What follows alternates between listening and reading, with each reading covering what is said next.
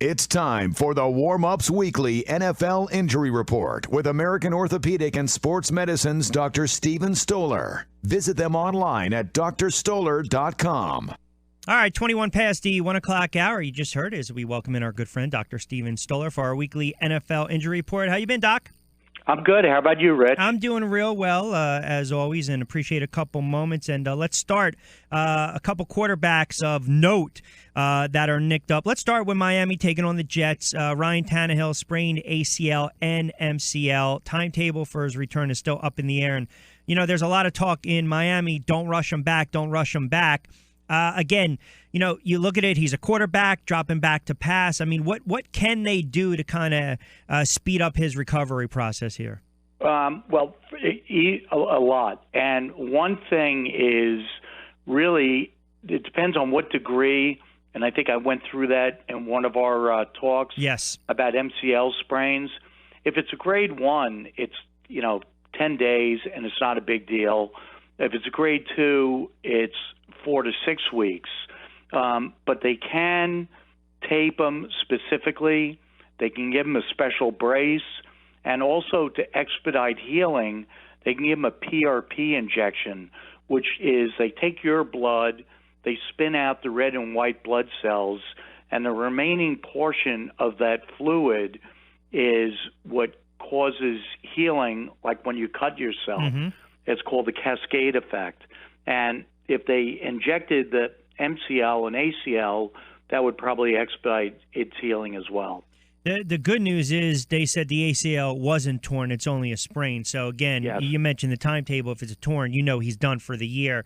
And, of course, the question is, okay, can he recover going forward? But since it's a sprain, hopefully they can get him back. But you still want to protect it. Sure. And it means there's some injury to it. So they have braces that will accommodate that, and they do have taping specific. And again, for me, I would probably take it a step further and use biocellular matrix to enhance its healing. Go from one quarterback to another. Again, playoff implications. The Lions, they've been playing very good football. They visit the Giants on Sunday in New York. Matthew Stafford, again, has had a very good year. Injured his right middle finger. The injury is PIP joint dislocation and torn ligaments. There's talk he's going to wear a glove. How much of that injury is going to affect him? But kind of for the listening audience, okay, PIP, joint dislocation, torn ligaments, doesn't sound good if you're a quarterback. Give a little insight on that. It's a common injury. It's the middle joint of your finger. It's not the knuckle, and it's not the last joint. It's the one in the middle. And every time you dislocate it, you tear the ligaments. Otherwise, you can't dislocate it. This is an interesting question because I normally would buddy tape the fingers by taping the joint above and below, which would give him a free hand to throw the ball.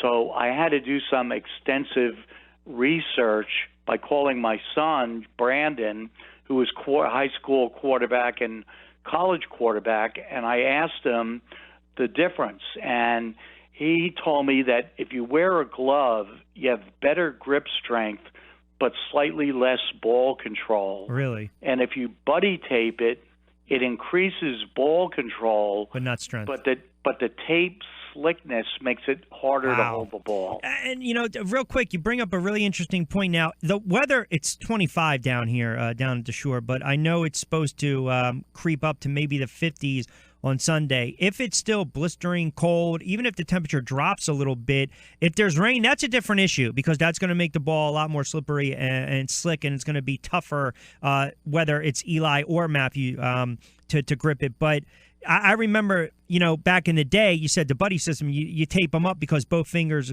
whatever, they're going to work together as opposed to by themselves simultaneously. So I'm just wondering here, though, if you were to say, okay, Matthew, here's a recommendation, what would you recommend him do? I because I'm used to it and I've done it a lot, I would buddy tape him. Okay. But again, my son, who was a star quarterback in high school and in college, said the glove is the better of the two in this situation. So I would have to defer to my son. Derrick Johnson, very good linebacker for the Chiefs, tore his Achilles, had surgery on it. He also tore his Achilles last year as well. Given his age, he's 34, the nature of the position, is this, again, having back-to-back years where you tear it, whether it's your left or your right side, to me, I think this might be a tough injury for him to come back from because of his age and the nature of the position? All the above. Just the fact that he tore it it puts him in a 5% category if you had it surgically repaired. Now, some techniques of using, these percutaneous repairs, I don't know if I'm as big on that. I don't know what kind of surgery he had, but the fact that he has a repair of a re-tear, the results are pretty dismal. He may get full range of motion. He will not get full strength. And I think he's finished. So that does actually confirm he retore the same Achilles. Yes. Wow. So that puts him again in the 5%. They have gotten patients to get their range of motion because you're taking more degenerative tendon away and making it a little bit tighter. But no matter what they do, they lose significant strength, and functionally they don't do well. And this is a general population, not a linebacker. Mm-hmm. So I would think that his age and his injury, that he's probably finished. Midway through on a Thursday 1:30 on a Thursday edition of the Warm-Up. Rich Quinones here. Every week we do our NFL injury report with our good friend Dr. Steven Stoller. Check him out online, drstoller.com, from the American Orthopedic and Sports Medicine. You can certainly call up for more information, book an appointment at 201-261-2000, and kind of a stone's throw away from us in Inglewood, New Jersey. Last injury for you. I'm sure you like this one. Jared Cook, tight end in Green Bay, suffered a lung contusion against Seattle. Okay. Is a contusion just another name for a bruise? Yes. Okay. Josh and I were going back and forth with this. We were waiting for some clinical description and in-depth analysis, and it's okay. So it's a bruise. It's like a fracture and a break. Just a medical term. But here's but a contusion means that you bruised it. If you bruised it, it means that you could bleed into the lung. So they're all different degrees of this injury. Obviously from partially being fatal to, in his particular case, being really almost nothing. I think they said that they were just taking precautions keeping him out, but he probably could have played last week, and he will play this week. And I know, to start to wrap it up, I know a couple of guys were tweeting at me, what about guys like Aaron Rodgers? The calf, he's not practicing. I know it's going to be cold weather. There's not too much concern. I don't want to throw a curveball at you, but he is, he is one of the best players in the NFL. And I'm just curious. I watched that game again between Green Bay and Seattle, and he really was favoring, trying to really not put pressure, weight on his calf. The way he runs around and his ability to kind of buy time in the pocket, is this something that Packers fans should be concerned with, or is this something where, okay, it's just you got to get the blood flowing there, you got to stretch it out, and it'll heal itself? Well, it depends on how much pain it's causing him. So if he looks like he's limping, or and especially if it's his right leg that he has to push off on, to get power with throwing, I'd be more concerned. Okay. But I think that with physical therapy and anti-inflammatory, they could probably use even a minor, heel lift to take some pressure off of it. We'll have to see. I think he should be all right.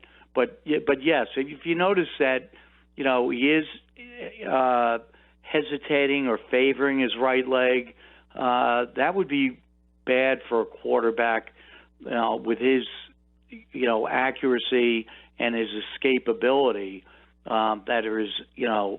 which makes him great. So that could be a problem. But but I think that there are a lot of things they could do to avoid that. Got about 30 seconds before I let you get out of here. Your Jets in Miami. I know the Jets are just kind of playing out the string right now. They gonna pull up an upset? No.